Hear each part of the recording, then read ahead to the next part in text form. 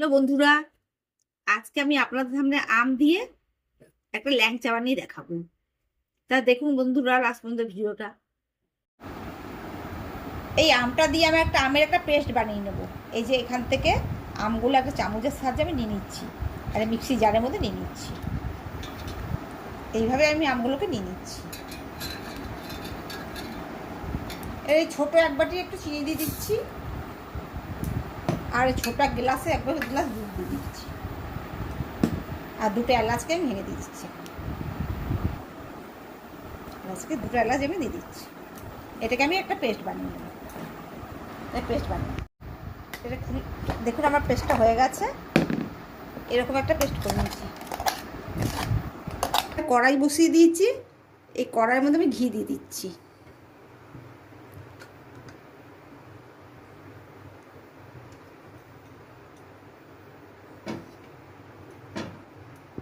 একবারে সুজি দিয়ে দিচ্ছি।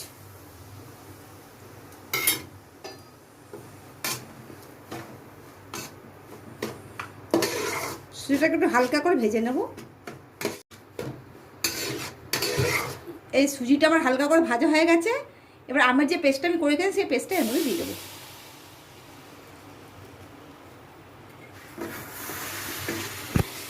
এই সুজির সঙ্গে আমের পেস্টটাকে ভালো করে শুকনো শুকনো করে নিতে হবে।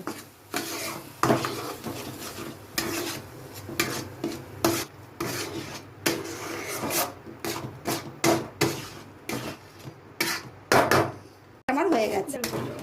এ দেখুন, কড়াই থেকে ছেড়ে আসছে, এটা আমার হয়ে গেছে। এবারে নামিয়ে দেবো। এটা আমার ঠান্ডা হয়ে গেছে। এবার একটা থালাতে নামালাম। এটাকে আমি একটু শুকনো শুকনো করে মেখে নেব।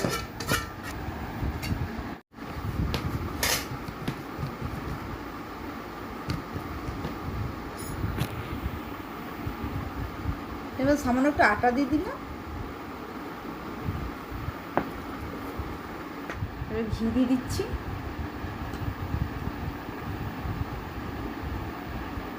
আর সামান্য বেকিং সোডা দিয়ে দিচ্ছি। একটু মেখে নেব।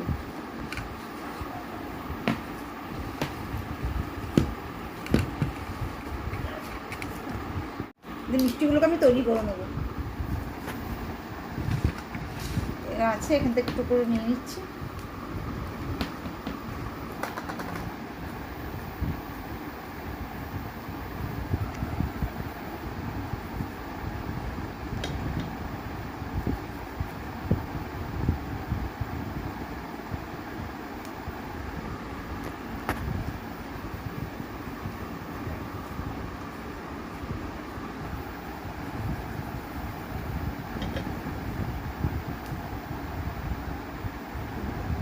এভাবে আমি সমস্ত মিষ্টিগুলো বানিয়ে নিলাম। এবার এগুলো আমি ভাজবো। আমি এখানে একটা কালো লোহার কড়াই বসিয়ে দিয়েছি। এর মধ্যে আমি তেল দিয়ে তেলটাকে গরম করছি। তেলটা আমার গরম হয়েছে, মোটামুটি গরম হয়েছে, এখনই দিতে হবে। এবারে এক এক করে আমি দিয়ে দিচ্ছি। এগুলোকে লাল করে ভেজে নেব।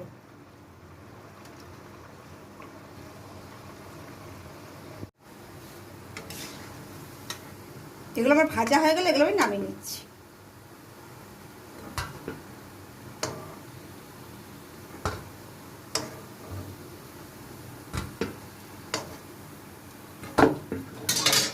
এবার যেগুলো বাকি আছে সেগুলো এইভাবে ভেজে নেব। এগুলো দেখেন না,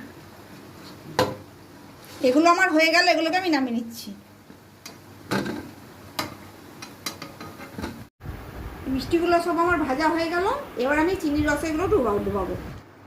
একটা স্টিলের বাটি বসে দিয়ে এর মধ্যে আমি এক বাটি চিনি দিচ্ছি, আর 2 বাটি জল দেবো। আর চিনির সিরা বানিয়ে নেবো।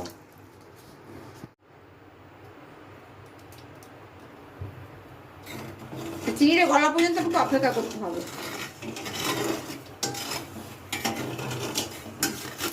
এই চিনির রসটা ফুটছে আমার, আর একটু কম হলেই রসটা, তখন আমি মিষ্টিগুলো এর মধ্যে দিয়ে দেবো। রসটা আমার একটু কমে এসছে, এর মধ্যে আমি এবারে মিষ্টিগুলো দিয়ে দেবো।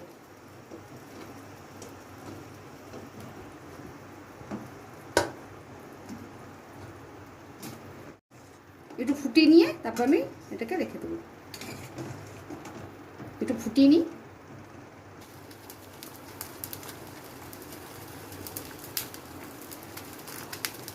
ফুটানো হয়ে গেছে একবার ভালো করে। এবার এটাকে আমাকে 2 ঘন্টা ঢেকে রাখতে হবে ভালো করে। এটাকে ঢেকে রেখে 2 ঘন্টা মতো ঢেকে রাখতে হবে এবার আমাকে। আমার 2 ঘন্টা মতো হয়ে গেছে। এবার আমি ঢাকাটা খুলে দেখবো কিরকম হয়েছে। ঢাকাটা খুলে দেখুন কতটা ফুলে গেছে, একদম কি ফোলা ফোলা হয়েছে, সব ফুলে গেছে, একদম ফুলে গেছে একদম।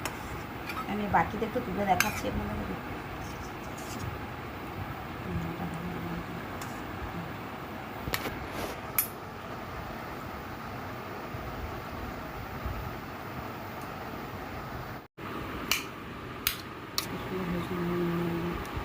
দেখলেন তো বন্ধুরা কীভাবে বানালাম, আপনারা বানাবেন, আম দিয়ে বানাবেন, খুব ভালো লাগবে আর খুব ভালো হয়, রেসিপিটা খেতে ভালো লাগে। যদি ভিডিওটা ভালো লেগে থাকে অবশ্যই লাইক করবেন, শেয়ার করবেন এবং সাবস্ক্রাইব করে দেবেন। তাহলে বন্ধুরা আজকের মতো বিদায় নিচ্ছি। অন্য কোনো দিন অন্য কোনো রেসিপি নিয়ে আপনার সাথে হাজির হব। নমস্কার।